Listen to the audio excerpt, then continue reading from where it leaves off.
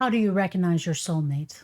Not the rush, not the infatuation, not the person you hope is right for you, but the person who actually is. How do you know in a moment that your life has just changed? This is the story of how I knew. And since Christmas Eve would have been our 20th anniversary, it feels like the right time to tell it.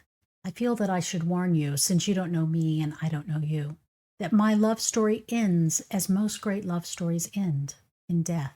It was middle age for us instead of old age, but still, we had our life together. And this story is about our beginning. The first moment I saw David, I was walking between the meat and fish counters in St. Lawrence Market. I had moved to Toronto the week before, and I was returning to Chris Cheesemonger's to buy more of my favorite aged Gouda. I looked across the market and I saw a new salesman at the counter. He turned in my direction as a colleague spoke and flashed a blinding grin, a Tom Cruise level megawatt smile. It wasn't directed at me, and yet it stopped me in my tracks. Later, I would discover how rare that grin was. Dave's usual smiles were quiet and subtle. He grimaced at cameras, but every once in a while, the world was treated to his grin. And then, without warning, a conversation began in my head. "There's your husband," intuition said. "What?" said brain. "There's your husband," intuition repeated, and brain, being brain, said, "Okay, but now is not really a good time. I've just moved here. I've got classes to prepare for, a book to write, a career to build, a condo to renovate. Not a good time." Intuition paused. "Your choice." And then, in the space of a breath, intuition played out that choice for me. Two paths, two futures. One was the life I always said I wanted: partnership, warmth, a home I wasn't building alone. The other would come later, be easier in some practical ways, but deeply unhappy, and eventually fall apart. So I listened. I stepped up to the counter, and I smiled at the cheesemonger. I flirted for 3 months. He flirted back, but didn't ask me out. Later, I understood. Dave was handsome with mysterious accent. Women flirted with him constantly. He knew better than to take it seriously. Intuition told me he needed to do the asking. So I bought lots of very small pieces of cheese, 2 or 3 times a week. My friends were patient at first. My best friend eventually mailed me a burned CD with a silly song on it and a note that said, "Don't call me again until you do something about the cheesemonger." Finally, in early September, a colleague of Dave's walked up and asked me, "Do you like him?" Just like we were in 7th grade. I said, "Have I been subtle?" He laughed, whispered in Dave's ears, and moments later, Dave asked for my number. Our first date was at a restaurant he knew through work. Not fancy, but good. Steady, a place committed to high-quality cheese, which made sense. There were moments I felt uncertain, and I asked intuition, "Really? Are you sure?" And what I heard back was, "You know I am." And I did. 3 months later, he moved in. 2 years later, we were married. Would I have chosen him if I had known the ending? People ask this sometimes, usually gently. If you had known how it would end, the ALS, the grief, would you still have chosen him? Yes. Yes, I would, without question. We were lucky to find each other. If this were any other kind of video, the algorithm chasing fairy tale kind, this is where I'd offer you a 5-step method to identify your soulmate. But that's not what this is.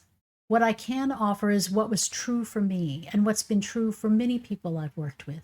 I think there were 2 reasons I trusted my intuition so completely. First, I was in a rare, lucky time of life. Everything flowed. I had just finished my PhD. I had landed a tenure-track job, the golden unicorn of academia. I bought my Toronto condo in 5 days in the exact neighborhood I wanted.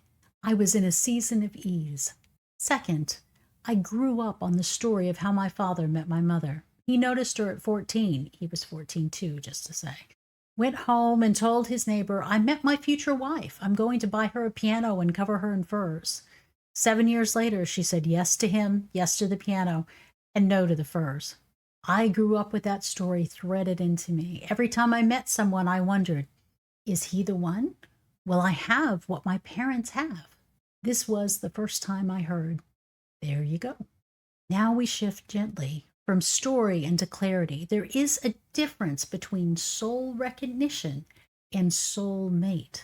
You don't need to believe in past lives or anything esoteric to understand this.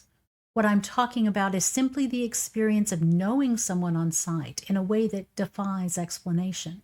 When I was a professor, I kept my Kleenex box in a drawer to discourage students from crying in my office. It didn't help. I can't tell you how many times a young woman sat across from me after a breakup saying, "But I knew him, and they meant it. They weren't always wrong, because what they experienced wasn't forever. It was recognition. A soul recognition moment feels like a rush, a buzz, a sugar high. Your mind goes, "Oh, I know that person. Yay, I know that person." And many people mistake that rush for destiny, or sexual chemistry for a life partnership. But soul recognition is simply this: a person you're meant to know for a reason, a season, or sometimes a doorway into yourself. A soulmate feels nothing like that. A soulmate feels like warmth, assurance, an inner voice that says, "There, here you go. There you are." With no anxiety, no buzzing, no scrambling, just certainty, a settledness in your body. That is the difference. Many people marry in the middle of soul recognition, swept up in the rush, and when the relationship ends, they feel betrayed by their intuition. But intuition didn't betray them. They just misinterpreted the signal. Soul recognition says, "Pay attention." A soulmate says, "Come home." Soul recognition feels like adrenaline, urgency, fantasy, a caffeine buzz, excitement that tips into anxiety. I know them. This is it.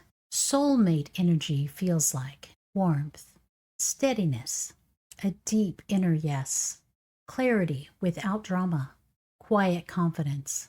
There you are. Your body knows the difference. One floods the system, the other anchors it. If you think you've met your soulmate, try this. Ask your deeper voice, not the excited, performative one. Is this person my life partner or simply someone I'm meant to know? Then wait. Not hours, days. Wait until the answer drops into your body. Wait until it becomes unmistakable. Wait until it feels like assurance, not adrenaline. That is how you know. I don't believe there's one soulmate per lifetime. I don't believe the universe withholds love. But I do believe the body knows truths the mind cannot articulate. My story isn't a formula. It's a reminder that intuition, real intuition, doesn't rush. It settles down. And when you feel the warmth, that knowing, you'll recognize it. Thank you for listening to our story.